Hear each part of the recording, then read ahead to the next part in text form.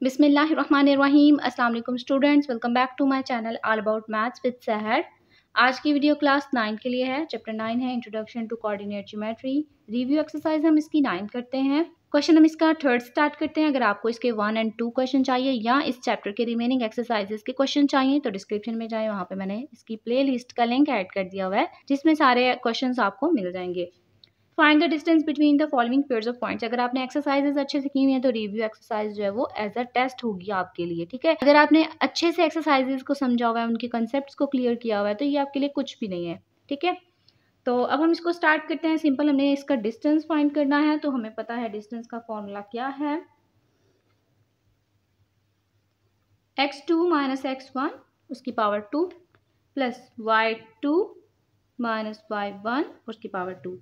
अब हमें ये पता है कि जो पहला पॉइंट होता है उसके सारे जो कोऑर्डिनेट्स होते हैं वो 1 की फॉर्म में होते हैं। लाइक ये फर्स्ट कोऑर्डिनेट x का और दूसरा होगा y का, तो x1 एंड y1, यहाँ पे x2 एंड y2। तो इसी को देखते हुए हम यहाँ पे डिस्टेंस में वैल्यू पुट कर देते हैं डिस्टेंस के फॉर्मूले में।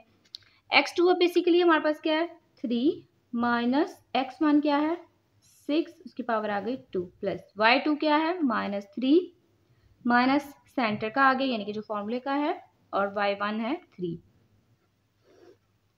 कोई साइन नहीं तो प्लस का साइन है 3 के साथ, प्लस माइनस माइनस 6 में से 3 निकाला 3, साइन आएगा बड़ी वैल्यू का 6 के साथ जो कि नेगेटिव है, माइनस माइनस वैल्यूज होंगी प्लस लेकिन साइन आएगा माइनस का, -3 में 3 ऐड किया 6 और पावर आ गई 2।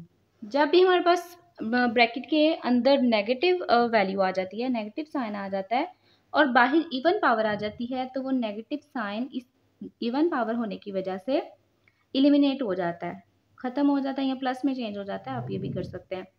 तो मैंने इनको विदाउट नेगेटिव साइन लिखा क्योंकि ये एलिमिनेट हो गया। अब यहाँ पे इनको सॉल्व आउट कर लेते हैं।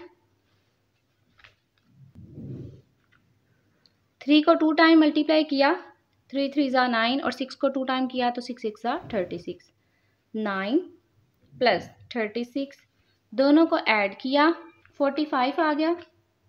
तो ये हमारे पास आंसर है। अगर आप इसको फर्दर करना चाह रहे हैं तो आप इसके फैक्टर्स लेके आएँ। 3 1 ज़ा 3, 3 5 ज़ा 15, 3 5 ज़ा 15, 5 1 ज़ा 5।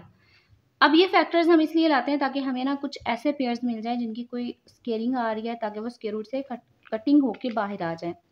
तो यहाँ पे हमें मिल गया है 3 मल्टीप्लाई बाय 3 आएगा ना। तो अकॉर्डिंग टू एक्सपोनेंट रूल जब हमारे पास बेसिस बिल्कुल सेम हो और वो मल्टीप्लाई हो रही हो तो हम उनकी पावर्स को ना ऐड कर देते हैं। तो इस 3 मल्टीप्लाई बाय 3 की जगह मैं क्या लिख रही हूँ, उसकी पावर 2। अब ये 2 इस स्क्वायर रूट से कैंसिल आउट हो जाएगा, इसका मतलब 3 बाहर आ गया जो कि स्क्वायर रूट से खत्म हो गया और बाकी अंदर रह गया 5।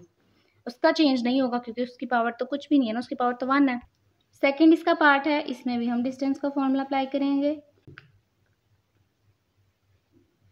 अब हमें पता है कि पहली वैल्यू जो होती है, पहले पॉइंट्स वो सारे फर्स्ट होते हैं और सेकंड जो पॉइंट है वो सारे सेकंड होंगे। x2 1 माइनस x1 7 इसकी पावर 2, y2 -1 माइनस फॉर्मूले का और y1। 1 के साथ कोई साइन नहीं तो प्लस का साइन एग्जिस्ट कर रहा है, प्लस माइनस माइनस 7 में से 1 निकाला 6 और साइन आएगा बड़ी वैल्यू का, माइनस माइनस वैल्यूज होंगी प्लस लेकिन साइन आएगा माइनस का, 1 में 5 ऐड किया 6 पावर आ गई 2। अब ये एलिमिनेट हो जाएगा तो एलिमिनेट हम कर देते हैं 6 की पावर 2 प्लस 6 की पावर 2। तो अब हम क्या करेंगे, इनको ओपन कर लेते हैं। 6 6 ज़ा 36, यहाँ पर भी 36 आ जाएगा, दोनों को ऐड करते हैं 72। और फर्दर अगर हम इसको सॉल्व आउट करना चाह रहे हैं तो इसके फैक्टर्स निकाल लें, ठीक है।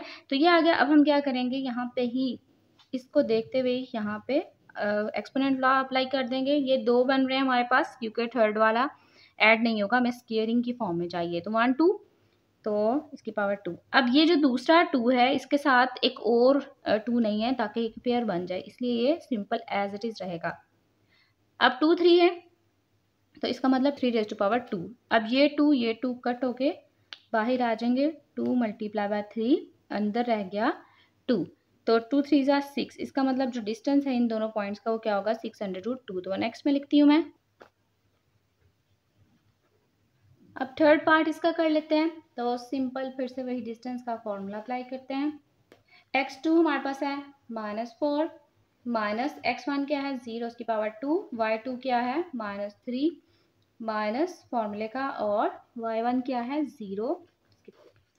ज़ीरो जब एडिशन और सब्ट्रैक्शन में आता है तो जिसके साथ लिखा होता है ना वही चीज़ आ जाती है, ठीक है। यानी कि -4 -0 इज इक्वल टू -4। अगर आपको नहीं समझ आ रही, आप सिंपल ये चीज़ लिखें कैलकुलेटर पर, तो आपको वहाँ से दे देगा -4 -3 उसकी पावर आ गई 2।